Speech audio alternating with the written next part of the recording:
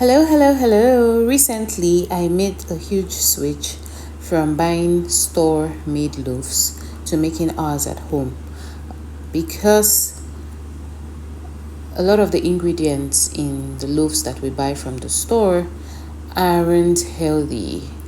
And when you buy a bread that stays for weeks and doesn't go bad, you know that there's a problem wrong with it. And so we've been exploring different bread recipes, and by far we love this one so much in my household because one, it's filling, and two, it has no sugar and you use honey with it, very little amount of honey, and it's quite filling because it has the whole wheat flour and oat flour as well, and then you can add the toppings of chia seeds or your flax seeds or whatever seeds you want. And so the kids love this. So if you're on that journey and you're trying to make that switch, then this recipe is one you should try. Let's get right into it. So first, you're going to go in with your flour, 4.5 cups of plain flour, and then you go in with the whole wheat flour. That's half a cup of whole wheat flour and half cup of rolled oats. I didn't blend the oats. You could blend yours.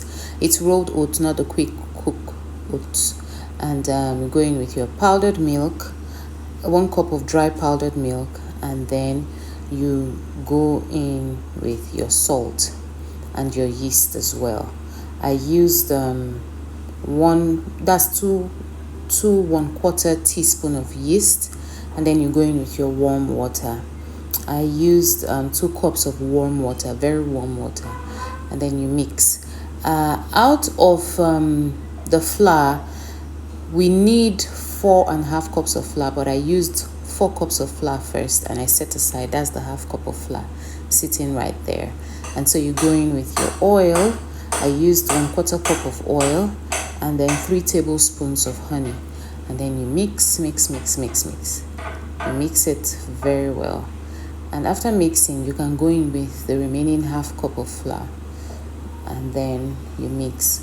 At this point the dough is going to be very sticky, but don't mind, just keep kneading. So you put it out onto a flat surface as well, and then you keep kneading. You add as much flour as possible to your work surface so that the dough doesn't stick, because it's a very sticky dough. You keep adding at intervals, and you could also use oil, but I prefer to use flour. You could use cornstarch as well for this. And so you just knead and keep kneading. Here's the point where I decided to do something fun. So please, if you haven't subscribed at this time, please subscribe to Home Winning with Ify.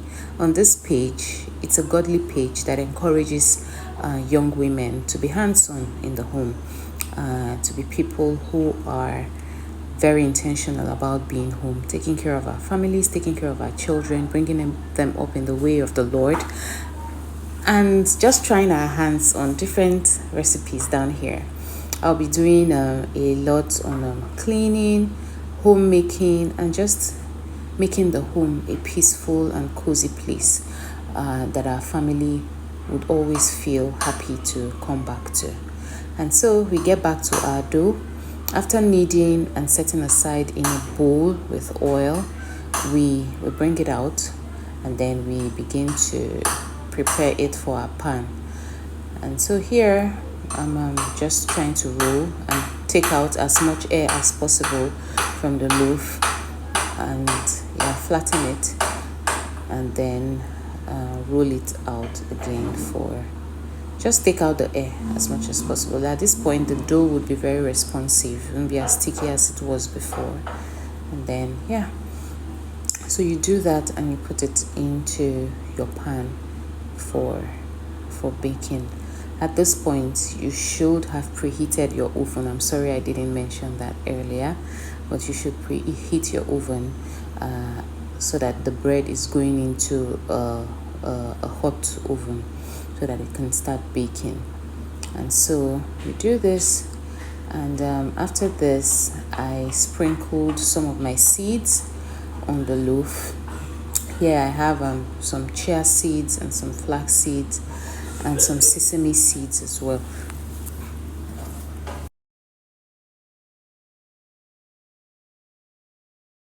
After this, your loaf is ready to rise for a little bit more time. Maybe give it 10 to 15 minutes and you do the egg wash. This is optional, but if you want to have that golden brown look, then you shouldn't skip this process.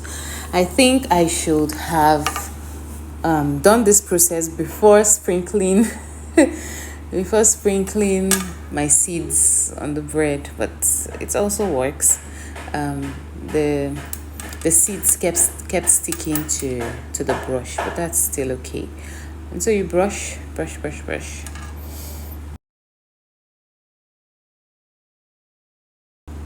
At this point, your bread is ready to go right into the oven. You bake for about 35 minutes to 45 minutes, and then voila, you just keep checking to see the rise. And here you go, the bread is ready. We couldn't wait to just slice into it. I love to take mine with peanut butter and honey. Some of the kids prefer it with mayonnaise, and some of the kids just prefer it with alone.